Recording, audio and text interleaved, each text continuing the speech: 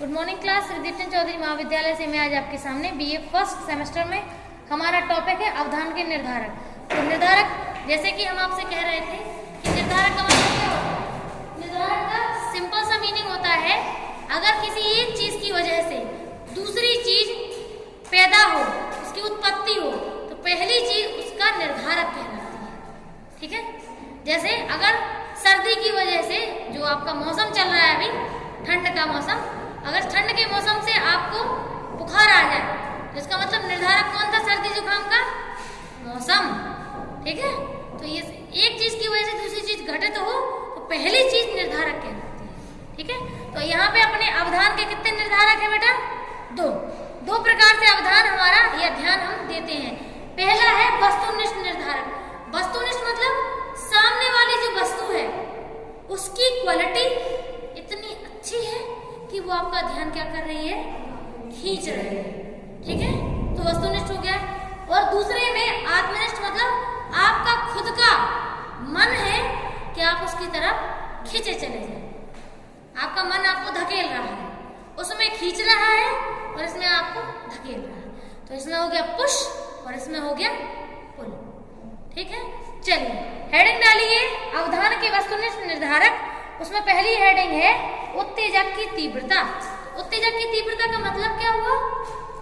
मतलब जैसे मान के चलो, जैसे ये डायग्राम है जो अपन को सामने दिख रहा है, तो ये डायग्राम है, तो इसमें तीव्रता मतलब इसकी जो लाइटिंग है इतनी ज्यादा अट्रैक्टिव। जैसे मान के चलो बगल वाला ही ले लो या फिर ये ले लो, कोई भी ले लो, किसी की भी रोशनी या किसी की भी लाइट इतनी तीव्र है कि वो आपका ध्यान अपने आप खींच रही है। जैसे मार्केट में शॉपिंग करने जाओ तो कुछ कपड़े ऐसे होते हैं जो जल्दी अटेंशन खींच लेते हैं। क्यों खींचते हैं? क्योंकि उनकी जो तीव्र है, उनकी लाइट में जो रोशनी में जो उनकी तीव्रता है, उस वजह से। ठीक है, सेकंड है उत्तेजक का सत्ता काल। अब वो आप उस सामने वाले उत्तेजक की उतनी ज्यादा देर तक वो आपका ध्यान खींचे हुए है, तो भी आप ध्यान देते हैं उस पर। देते हैं कि नहीं देते हैं? कि वो आपको बहुत अच्छा लगा, आपका ध्यान उससे हट ही नहीं रहा, यानी कि सत्ता काल, यानी कि समय ज्यादा ले लिया उसने, तो भी वो चीज हमें ध्यान हमारा खींचती है। नेक्स्ट है उत्तेजक का विरोध। विरोध मतलब कभी कभी अपोजिट चीजें भी एक दूसरे का ध्यान खींचती हैं। जैसे रेड और ग्रीन, दो ऐसे कलर हैं, दो अपोजिट कलर हैं। कभी कभी रेड ग्रीन से ज्यादा अट्रैक्टिव होता है, तो रेड हमारा ध्यान खींच लेता है। और पता चला कि ग्रीन ज्यादा अट्रैक्टिव है रेड से, तो उसने ध्यान खींच लिया है। तो यानी कि दो विरोध वाली चीजों में से भी कभी कभी एक चीज हमारा ध्यान ज्यादा खींचती है, दूसरी कम खींचती है, लेकिन ध्यान दोनों ही खींचती है। ठीक है, नेक्स्ट है उत्तेजक की पुनरावृत्ति। पुनरावृत्ति मतलब बार बार आपके सामने वही चीज आ रही है। जब बार बार कोई चीज आपके सामने आए तो ध्यान तो खींचेगी। ठीक है, जैसे मान के चलिए अगर हम पहली बार आपसे मिले, अगर आप दूसरी बार नहीं आते तो शायद आपको भूल जाते, है ना?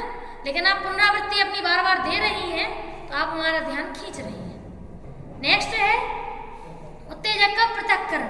पृथक्करण मतलब पहले एक साथ रही, अचानक से अलग हो गए। पृथक मतलब अलग होना, अचानक से क्या हो गए? अलग हो गए। तो कभी कभी अलग होने वाली चीजें भी हमारा ध्यान खींचती हैं। समझ गए? ये मत सोचना कि केवल साथ रहेंगी वही ध्यान खींचेंगी। कभी कभी कोई चीज अलग हो गई तो वो भी हमें लगता है कि ये चीज इससे अलग क्यों हो गई। ठीक है, तो ये क्वालिटीज हैं बाहर वाली चीजों की। नेक्स्ट है नवीनता। उत्तेजक की क्या है? नवीनता। नवीनता मतलब कुछ नयापन। आपने देखा होगा जैसे छोटे बच्चे होते हैं, उनको हर बार एक नई चीज चाहिए होती है। एक चीज से खेले, मन भर गया, बस 2-4 सेकंड 10 मिनट बाद उन्हें नई चीज चाहिए। इसका मतलब अपन सबकी बेसिक क्वालिटी है ये, जन्म सिद्ध ऐसे अधिकार, मतलब मान के चलो कि जन्म से ही अपन को आदत होती है नई चीजों से जल्दी अट्रैक्ट होने की। नए लोग मिलते हैं, नया सामान आता है तो मार्केट तक तो वो अच्छा लगता है, मार्केट से जैसे घर में आता है उसकी इज्जत कम हो जाती है। सही बात है ना? तो नवीन चीजें भी हमारा अटेंशन जल्दी खींचती हैं। नेक्स्ट है आकार। तो अब ये देखो, जैसे मान कर चलो ताजमहल है, ताजमहल का आकार कितना बड़ा है, इतनी विशाल तो अपने घर की बिल्डिंग नहीं बनती है। तो कुछ तो ये कारण है जो अपन के जितने भी अपन के अजूबे या फिर मान के चलिए जो अपन की धरोहर है, जो पुरानी धरोहर है, वो इतनी विशाल बनी होती है कि हमारा अटेंशन खींच लेती है। इतना अगर घर के साइज का हिसाब का बना होता क्या ध्यान खींचती? नहीं ना। तो एवरेज साइज का नहीं है, जो हम लोग रोज देख रहे हैं उस साइज तो हमारा ध्यान खींच लेता है। जैसे हम सबरे स्टापन में सबरे खड़े हुए, चेल्सी मैडम भी खड़ी हो गए, तो ध्यान पहले को खींचे मैडम, क्या कि मैडम की आकार बड़ा है, ठीक है। तो जिसका आकार बड़ा होता है वो जल्दी ध्यान खींचती है, ठीक है। नेक्स्ट है गति। गति मतलब जैसे दो चीजें साथ चल रही हैं, ठीक है, किसी की गति तेज है, किसी की धीमी है, तो अब आपका डिपेंड करता है, मतलब उस क्वालिटी पे डिपेंड करता है कि वो कौन सी चीज आपका ध्यान खींच रही है, तेज वाली या धीमे वाली, ठीक है। तो वो तो क्वालिटी ऑफ ऑब्जेक्ट है, कौन सा ऑब्जेक्ट है उसकी क्या गति है, ठीक है, उस हिसाब से। और नेक्स्ट है परिवर्तन, ठीक है। तो परिवर्तन मतलब चीजें बदल रही हैं, एक आई दूसरी गई, दूसरी आई तीसरी गई, तीसरी आई चौथी गई, ठीक है। तो ऐसे मतलब एक ऑब्जेक्ट आने के बाद दूसरा आता है, एक जाता है फिर दूसरा आता है, तो उसका जो परिवर्तन है, परिवर्तन होने की वजह से भी आपका ध्यान उस पर खिंचा रहता है, ठीक है। जैसे मूवीज है, मूवीज में सीन चेंज होते रहते हैं, कंटिन्यू चेंज होते रहते हैं, तो इसका मतलब है कि आप फिर वो चीज, अगर सेम सीन आपको बहुत देर तक दिखाया जाए कि आप देखोगे, अटेंशन आपका अलग हो जाएगा, है ना। तो और लास्ट है स्थिति। स्थिति मतलब वो चीज क्या उसी चीज से जुड़ी हुई है, तो ठीक है। अगर एक मूवी में एक सीन, जैसे गाना है, आजकल रीमेक्स गाना बनाने लगे, एक गाना आधे सेकंड बाद दूसरा गाना और आधे सेकंड बाद तीसरा गाना, हमें लगता है वो सॉन्ग किसी को पसंद आते होंगे, आप लोगों को अच्छे लगते हैं, जिसमें कई सारे सॉन्ग मिक्स होते हैं। तो जो स्थिति जो है उसकी चेंज हो रही है बार बार, एक चीज बनी ही नहीं है, तो इतना भी परिवर्तन अच्छा नहीं लगता है कि ये कहीं में एकदम हलुआबाजी सब एक होगा, है ना। तो ये चीज अब है अवधान के आत्मनिष्ठ निर्धारक। अब तुमोरन पे डिपेंड करे कि तुमोरन को कौन सी चीज अट्रैक्ट कर रही और कौन सी अट्रैक्ट नहीं कर रही। तो पहला है आवश्यकता, सही बात है। जैसे किसी को अगर जॉब की जरूरत है और एक अमीर आदमी है, तो जॉब की वैकेंसी निकलेगी, न्यूज़पेपर दोनों पढ़ रहे हैं, किसको अट्रैक्ट करेगी न्यूज, जिसको जॉब की नीड है। तो आवश्यकता के अनुसार भी ध्यान खींचता है। जैसे मान के चलो एक को पेट भरो है, एक को लगा तान के भूख, तो इसका मतलब क्या हुआ, खाने की खुशबू आते ही एक को खाने की खुशबू नहीं आएगी जिसका पेट भरा हुआ है, दूसरे को आएगी क्योंकि उसको भूख लगी, उसकी आवश्यकता है। नेक्स्ट है अभिरुचि। अभिरुचि मतलब इंटरेस्ट। जैसे किसी चीज में, जैसे आपका इंटरेस्ट अगर गेम में है, आपका डांस में है, आपका आर्ट में है और आपका स्टडी में है, तो स्टडी जो अकॉर्डिंग टू इंटरेस्ट, उसी के अकॉर्डिंग हमारा जो रुचि है, रुचि जो हमारी होती है ना, रुचि के अकॉर्डिंग ही हमारा ध्यान खिंच जाता है। जैसे जिसको आर्ट पसंद होगी ना, वो सबसे पहले इस पे ध्यान देगा, उस पे ध्यान देगा, इस पे ध्यान देगा, ठीक है। और बाकी जिसको और चीज बायो इंटरेस्ट होगी तो देखो उन चीजों पे ध्यान दे। तो ऐसे इंटरेस्ट के अकॉर्डिंग चीजें जाती हैं। नेक्स्ट है अर्थ। अगर आपको किसी चीज का अर्थ पता है तो अटेंशन खींच लेगा, और अर्थ पता नहीं होगा तो अटेंशन नहीं खींचेगा। जैसे साइकोलॉजी अगर पहली बार पढ़ी होगी तो आपको नहीं पता साइकोलॉजी है क्या, क्यों आया है, क्या कारण है, तो अब आप साइकोलॉजी पढ़ रहे हैं ना, तो अब आपका अर्थ आप जान रहे हैं उसका, तो अब आपका अटेंशन खींचेगी साइकोलॉजी। जब तक अर्थ नहीं पता था कि मनोविज्ञान क्या है, मनोविज्ञान आया क्यों, मनोविज्ञान में क्या क्या स्टडी होता है, तब तक आप मनोविज्ञान की तरफ नहीं खींचते। हमने ऐसे कई बच्चे देखे हैं जो एक बार क्लास पढ़ते हैं तो वो ये कहते हैं मैम यार काश हम मनोविज्ञान ले लें। क्यों? क्योंकि मनोविज्ञान उन्हें पहले पता ही नहीं था ना कि मनोविज्ञान है क्या।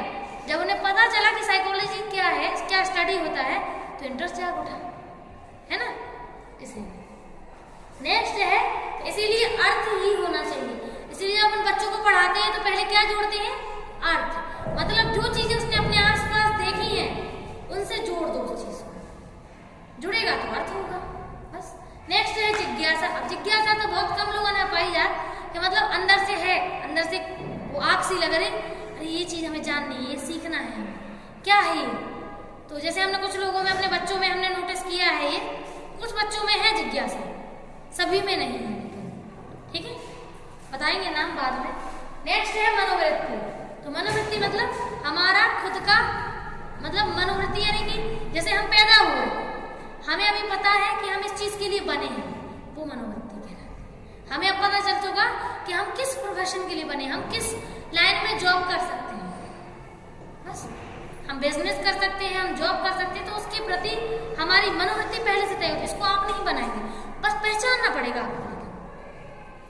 जैसे लियोनार्डो दा विंची अच्छे आर्टिस्ट थे, तो उन्हें वो टैलेंट जन्म से मिलो, जीन्स में है उनके, लेकिन अगर वो उस चीज तो बिखर जाते कि नहीं, है ना। जैसे लोहा को तुम कुरे दो नहीं तो जंग लग जाए कि नहीं। हर चीज मिली हुई है, सबको कुछ ना कुछ स्पेसिफिक टैलेंट मिला हुआ है, अब जान नहीं है तो बात अलग है, ठीक है। नेक्स्ट है मनोदशा। मनोदशा मतलब मूड। जैसे कभी कभी देखो व्यक्ति खुश होता है, कभी कभी दुखी होता है, सब चीजें एक जैसी कभी नहीं चलती। जैसे हम भी हैं, इंसान हैं, कहूँ कहूँ अच्छा लगा, कहूँ कहूँ तरह निराश लगा, कहूँ कहूँ तरह ज्यादा उदास लगते हैं, लेकिन ये है कि उस समय अपने आप को समझा लो, ठीक है। तो मनोदशा हमारी एक जैसी कभी नहीं, बहते पानी जैसी होती है हमारी मनोदशा। कभी कचड़ा जम जाता है, कभी साफ हो जाता है, बस, ठीक है। तो मनोदशा जैसे मान के चलो तो मन को कश्मीर घुमा के लो आ गए और मन अच्छा नहीं है तो कश्मीर सुंदर थोड़ी ना लगे। तो नजर तो वही है, नजरिया बदल जाता है इसलिए, ठीक है। नेक्स्ट है आदत। तो हैबिट भी अपनी होती है किसी चीज पे ध्यान देने की। सही में कुछ चीज हम बार बार जैसे लगातार कर रहे हैं, जैसे हमारा बचपन से कोई काम कर रहे हैं तो वो तो हैबिट में आ चुका है। अब हैबिट में है तो तुम चाहो चाहे नहीं चाहो ध्यान तो चला ही जाए, क्योंकि वो चीज तुमसे जुड़ी हुई है। और लास्ट है लक्ष्य और उद्देश्य, यानी कोई चीज हम डिसाइडेड करके बैठे हैं कि वो चीज हमें करनी ही है, तो उससे जुड़ी कोई भी चीज आसपास जब भी नजर आएगी